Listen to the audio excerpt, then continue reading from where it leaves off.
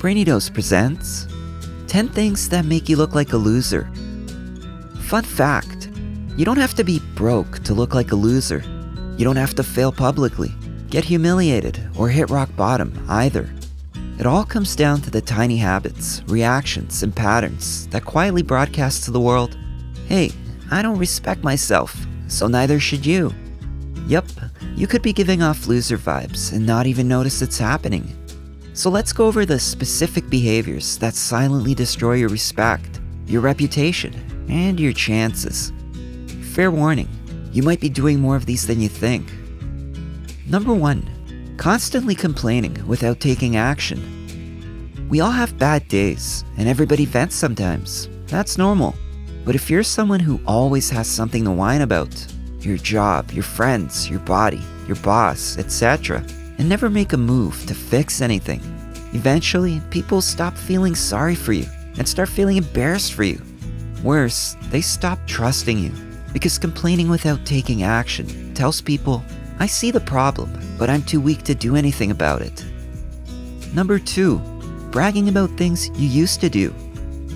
Talking about your glory days, that one trophy you won, that one job title you had, that one wild trip from 10 years ago might feel harmless, but here's what it really says.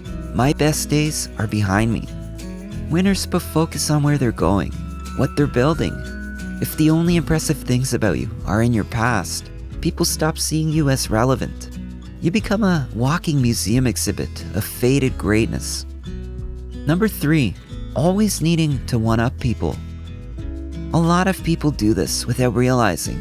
You know what I'm talking about.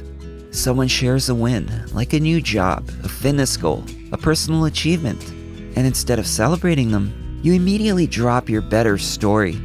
It's like trying to win a race no one else was running. It screams insecurity. It shows that you don't know how to be happy for others because you're too busy trying to prove that you matter. Over time, people just stop telling you good news altogether. They quietly label you as exhausting and move on without you. But here's the part a lot of people miss. Even if you master your words, your energy will still expose you because loser vibes aren't just what you say. They're how you carry yourself without saying a word.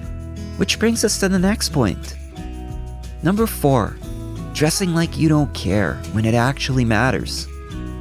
You don't need to wear a 3-piece suit to the grocery store, but when it matters, a job interview, a date, a professional event, showing up sloppy sends a different kind of message.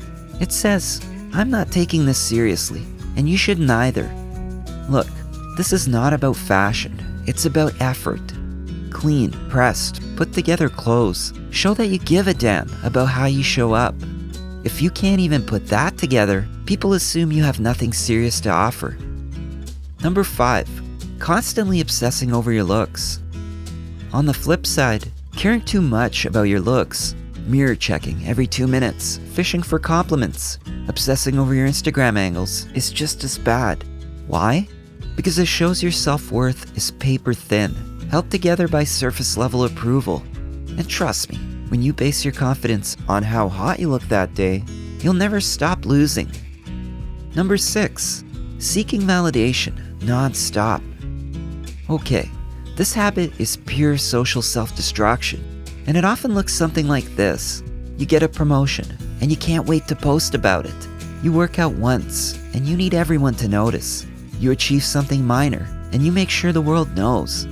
Sure, being proud of yourself is healthy, but begging for validation, not so much. It's the difference between I'm excited to share versus please tell me I'm important.